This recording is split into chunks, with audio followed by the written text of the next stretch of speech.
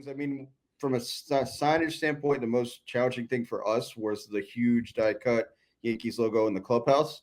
It's amazing. It's a very expensive sign. So the last thing we wanted to do was damage that. We looked into seeing, there's ways we could take it down, but apparently it's so big they had to like bring it through the doors and weld it together to put it up. Oh, wow. And so from a covering standpoint, that was a big challenge.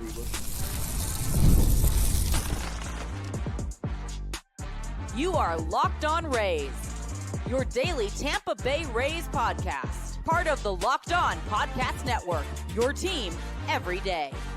Welcome into another edition of the Locked On Rays podcast, your daily podcast covering everything Tampa Bay Rays. Ulises, we have a very special guest on the program today, and that is Warren Hypes, who we've actually had on before, almost a year ago to the date, I would think.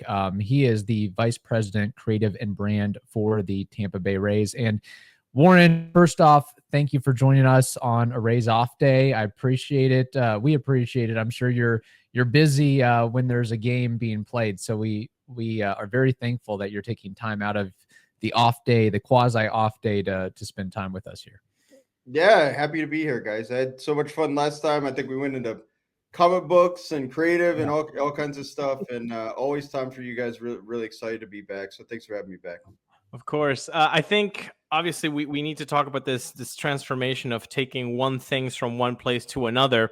But first, let's get the big picture, and then we can go a little bit micro.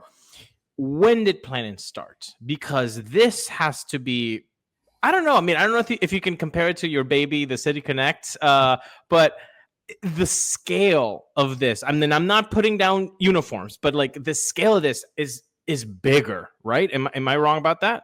Oh, it is. I mean, what's funny, City Connect was a 4-year process. This ended up becoming a 4-day process, but before the 4 days, it was several months of planning, really from like the day that we heard the announcement that we were going to be at Steinbrenner, the process started from that second. I think probably a day or two later, we were already there doing a walkthrough, starting to measure things, starting to look at the scope of all of it. And, it was a little daunting at first, but also we were glad that we're going to have a new home. So yeah, it's been a several month process with, culminating in those 4 days last week. And to give some context, we're talking about the makeover and retrofit of Steinbrenner Field and making it the home of the Tampa Bay Rays for 2025 to the point where you don't really even know that it is the Yankees spring training home and the place where their single A ball club plays, which kudos to you and your staff and all the contractors that helped retrofit and make over everything at Steinbrenner Field. I just want to go back a little bit. When you found out that the Rays were playing the 2025 season at Steinbrenner Field, and I'm sure a memo or a piece of paper, an email, something hits your desk that, hey, you're going to have to take the lead or be part of a leadership team to work on this project. What were your initial feelings and your initial feelings of like, where do we start? Let's put a game to plan together. Just what was that like of finding out, yep, we got a busy time for us here? Yeah, I mean, look, whether it was Steinbrenner or somewhere else, we knew we were going to be playing somewhere, right? So it wasn't a huge surprise in that respect. We knew whatever place we ended up playing, there was going to be a ton of branding, a ton of work associated with that. But look, I mean, we've got a culture of dealing with situations like this. If you think about the year that we did spring training in Orlando at the Wild World of Sports, and one part of that situation people don't realize is that, the complex in Port Charlotte received a lot of damage, which is why we were at Disney, obviously. But, the whole next year we had to basically redo the Port Charlotte complex and get it ready to go back to, you think about the challenges that were involved with a COVID season. And, looking back to that where we were zip tying, cardboard fan cutouts to all the seats. And so, I mean, obviously this is a lot bigger undertaking than that. But I think going through some of those situations and some of that adversity before and knowing how we handled it at least helped to start to formulate a game plan for this, right? So when you start to formulate this plan, what goes into it first? Is it conversations with within the Rays organization of like, what do we want it to look like? Or is it more of a, hey, let's talk to the Steinbrenner folks, get that open, clear channel of communication so that they can say, hey, you guys can come here and do your measurements and come as many times as you can. Like, was that kind of where you started? Oh, absolutely. I mean, the creative look is fun. That's the fun part of it, right? But you got to start with all the details first. And so we met with a great group of folks at Steinbrenner, I think the week of the announcement, maybe 2 days probably after the announcement, if I remember correctly. And look, shout out to all the folks over there. I can't give them enough kudos. I mean, they've all got their own jobs, their own work. Many of the employees over there are obviously there for Yankee spring training, but also a lot of them double up and are there for the whole tarpon season too. And people don't think of about that workload that they already have. And so, they were super great and welcoming from day one. But yeah, before you could even get into the creative to the look, anything like that, it's all about details. And, we've got a very detail oriented team. And so, it's taking inventory, it's measuring, you have to do all that to lay the groundwork before you can even talk about what something's going to look like, right?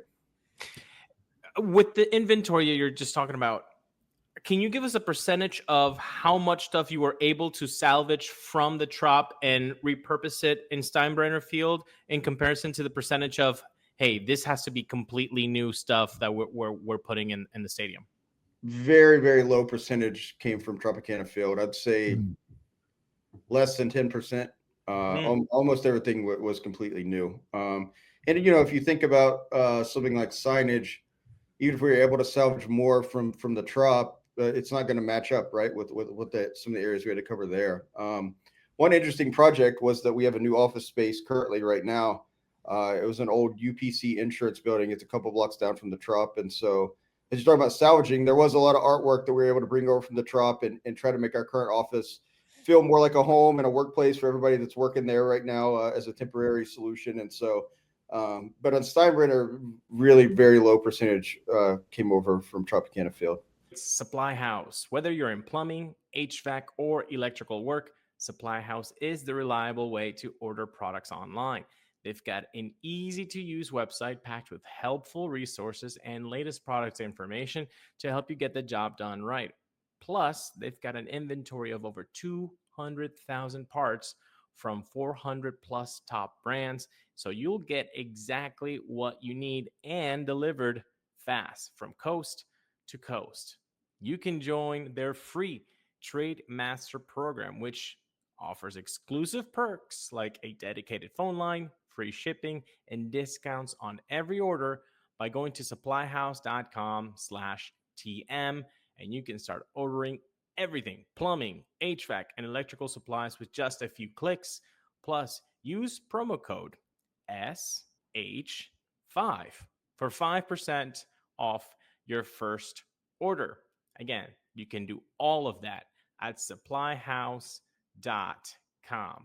When it comes to fueling your body, quality matters. That's why Just Ingredients is changing the game with clean, high-quality products designed to support better health and peak performance. In fact, they have a line of protein powder, electrolytes, pre-workout, and creatine that are NSF certified. In fact, they've partnered with two-time MVP Bryce Harper to do so. So if you want to feel good, if you want that extra punch that'll help you get that health up to 100%, visit justingredients.us. Use code LOCKEDONMLB for 20% off. You heard me right. 20% off at justingredients.us using code LOCKEDONMLB, LOCKEDON for 20% off. And for more wellness tips, follow at just.ingredients on Instagram.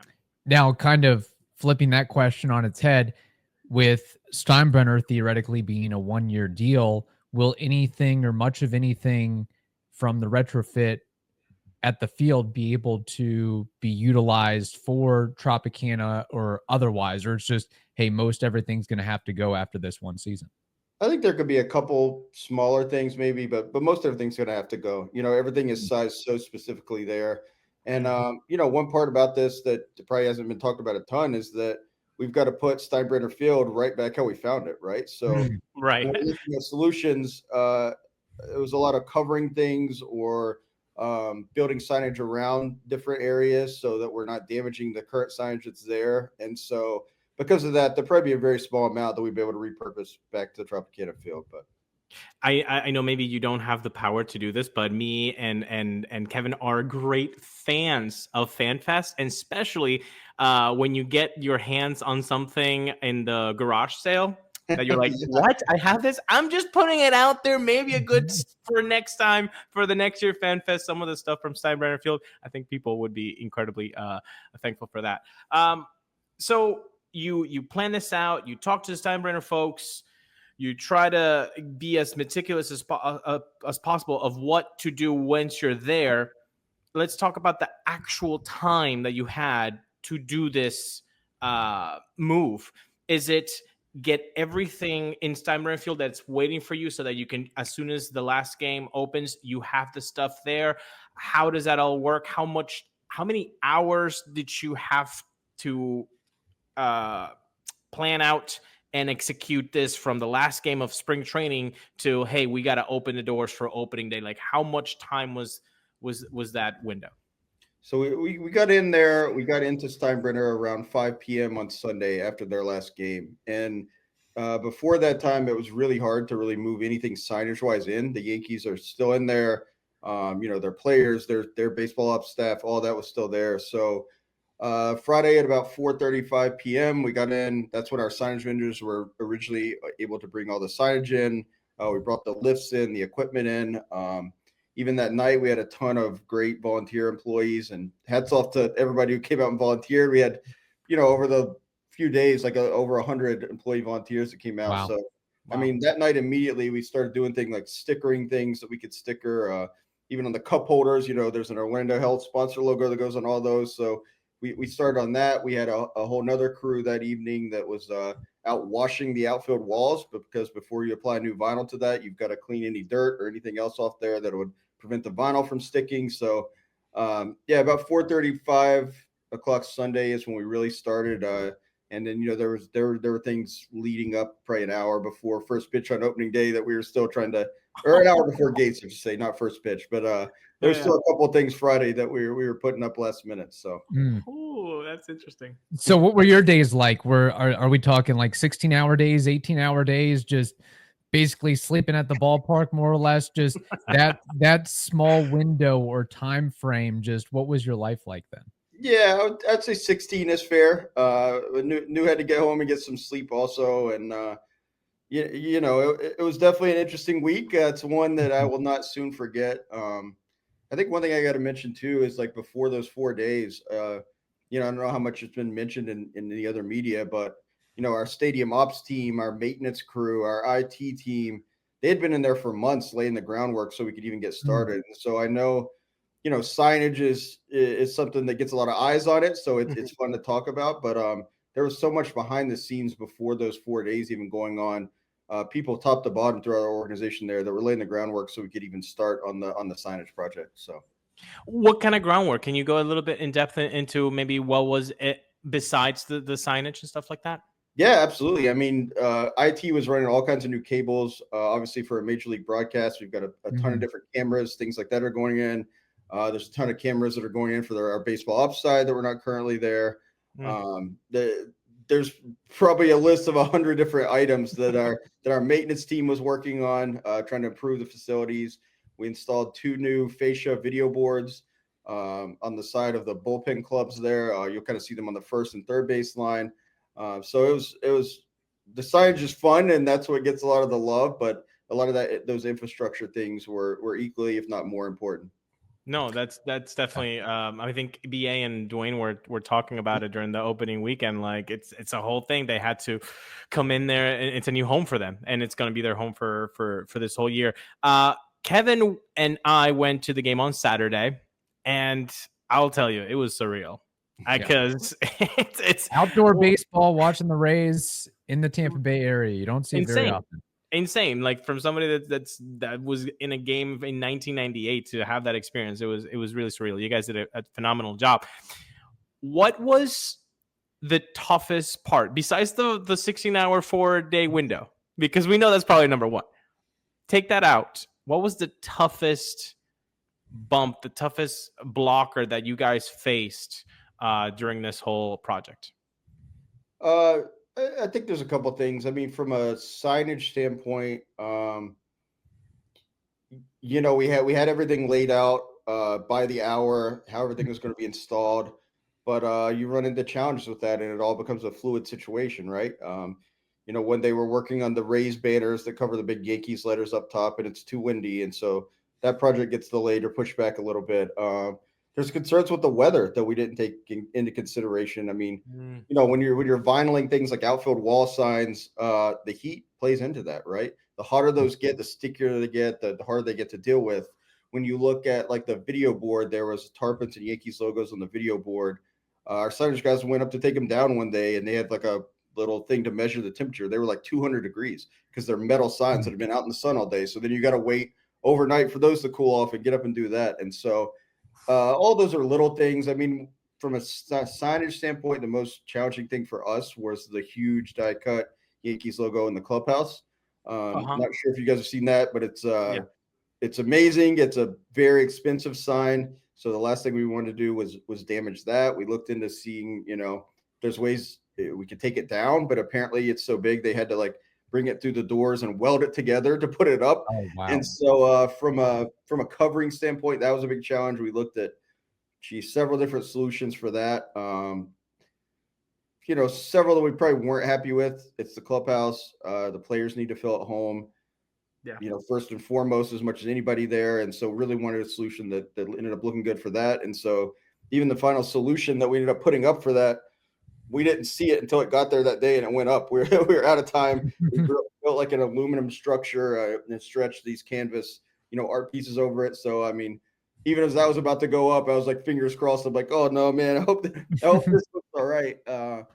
So I think all those were challenges with this. I think the biggest challenge really of all though, is that, we have a 162 game, hopefully plus season after this. And you've got, when we're going into opening day, you had 19 or 22 games at home in April. And so baseball is always a grind, and all of us that work in it love it. But I think the biggest challenge is working this hard to get up to this, and having a very non-traditional off season going into this, and then the grind starting. So I think that's going to be the biggest challenge, is really just the lack of an off season and getting into it a little sooner this year.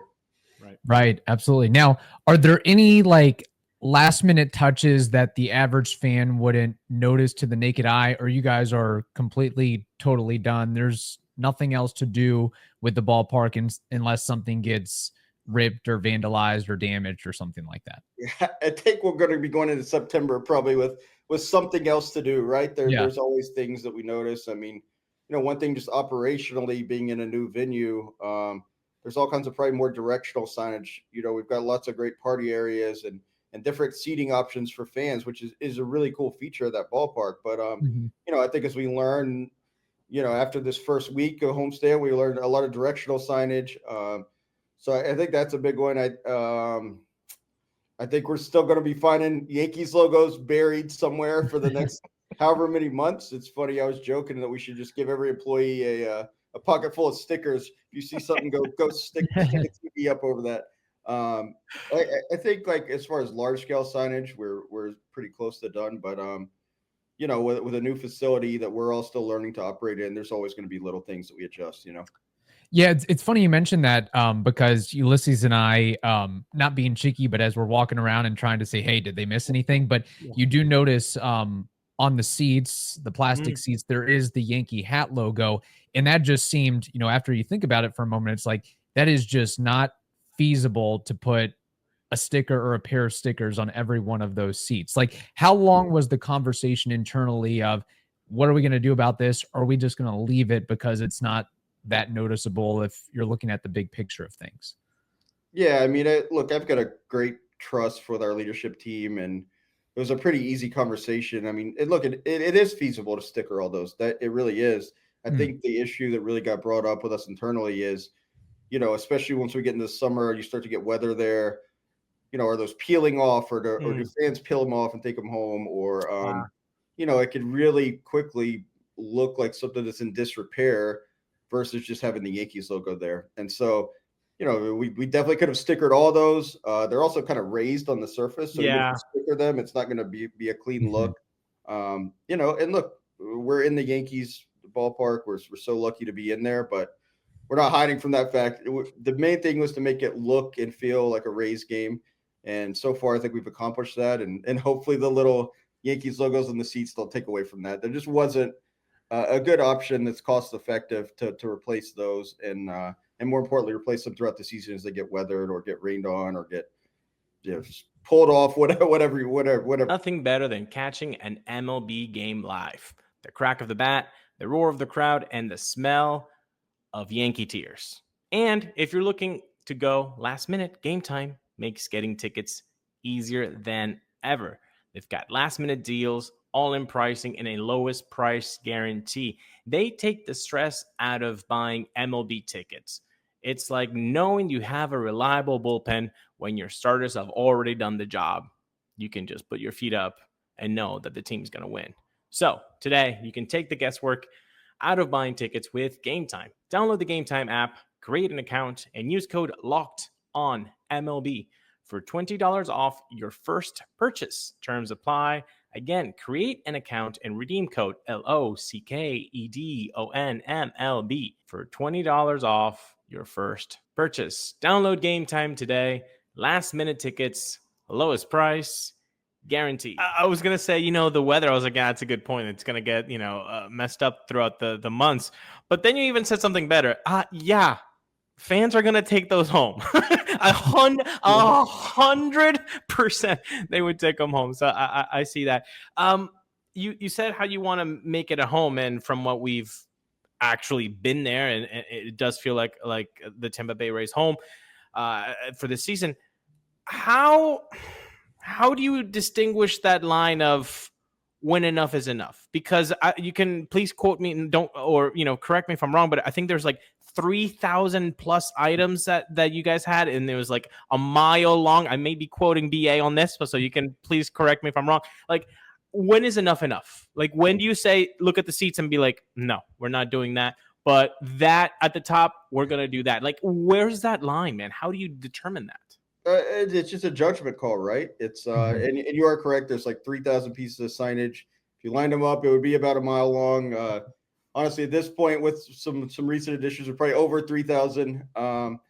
Look, the line is, if fans can come to a game, experience it, have it look, feel like a Rays game. I think that's what's the most important thing. And then, on the internal side, again, going into the clubhouse, making sure that our players can feel at home there, that they've got an atmosphere where they feel like it's their home field. That's really the line. And so, again, hopefully if a few logos on seats don't take away from that. But, I think for me, being at the games, and you guys could speak to this, you were there, you walk in, it feels like a Rays game. It looks and feels a lot differently than a Rays game than maybe you're used to, but hopefully that fan experience is still there. And I have to say also the home whites and the Devil Ray whites in natural light in the sun looked amazing. It's the first time I think that we've had those since the COVID year. If you guys think about it, we played in San Diego and we wore the home whites there in the postseason. I think this would be the first time they've been outdoors since then. So that was a really fun look too, to see those home whites sparkling out in the natural light. I can't wait until we get the night game with the City Connect. That's going to be pretty rad too. So I want to you talk about making it feel like a home. There are two things I want to note. First, I read this in the Tampa Bay Times. There's a big canvas picture on the visitor side of the Trop and its current state. Mm-hmm. And also there is, and I noticed this, I believe I saw it on, I want to say Monday evening's game. Somebody, and I don't know who, But kudos to the person who came up with the stadium picture on the visitors dugout to kind of remind them of why we're here, because we know.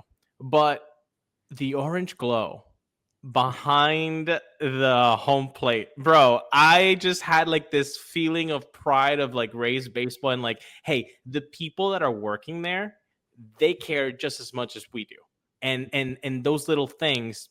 I'm not to be melancholic or anything, but as you get older, the little things just start to mean a little bit more. That's a little thing that in this whole chaotic 6-7 months that we've had, that brought a smile to me, and I think it brought a smile to everybody that noticed it. So how did that come up, those two things, and can you talk us through both of them?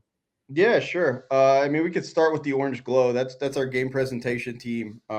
We put a lot of work into the game presentation in general.